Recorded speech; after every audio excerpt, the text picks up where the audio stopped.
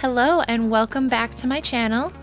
Today we are going to be using some clay. As you can see, I'm warming it up in my hands, and we are going to be making this adorable vampire necklace that you all saw in the picture on the video. So I'm starting with my outside fangs. They're going to be thicker at the top and then tapering down into the bottom of the fang. And then I did just slightly curve mine inwards. It gives it a little bit better shape. I did cut out quite a bit of the video of me actually molding them, so it might take you a little bit of time. Don't get discouraged if you don't get it molded perfect right away. It takes a little bit of tweaking, and they will take a little bit of extra work to get them to match. They do not have to be perfect. Sisters, not twins. Moving on to the teeth, I made 4 teeth in between my 2 outside fangs.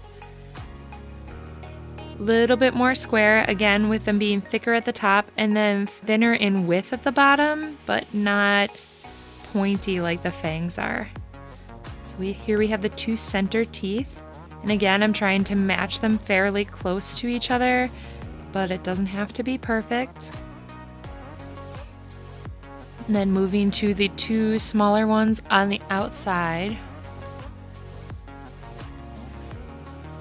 Once I get these all formed and I've got everything mushed together, I'm going to put holes in these, which I did not show on the outside larger fangs, and I'm going to bake them. I used a white sculpty clay and just baked them according to the directions on the sculpty package.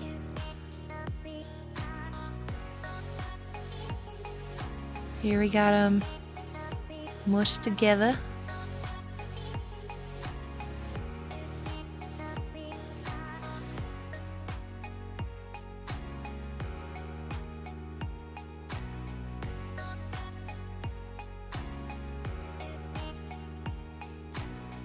Alright, so now that my piece is baked and I've got my holes in it, I've got a length of chain and I'm pushing that through the holes. My holes were kind of tight, sorry kitty face.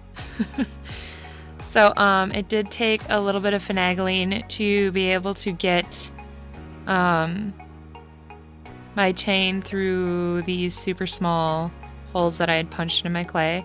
But once I get them through, I'm adding a jump ring and a lobster claw to one side and then a jump ring to the other for a closure. It does have that length of chain that goes across the front of the fangs. I think it's kind of cute, and it actually reminds me of braces a little bit. Because how adorable would a vampire with braces be?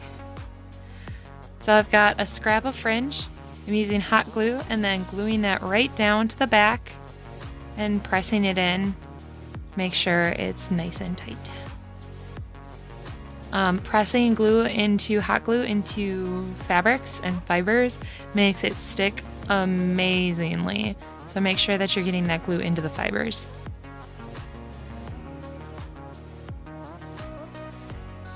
And that's it. See how fast and easy that was? So simple and uber cute. Don't forget, if you like this video, please like it, subscribe, and leave a comment of some other projects you might want to see in the future. Thanks, guys.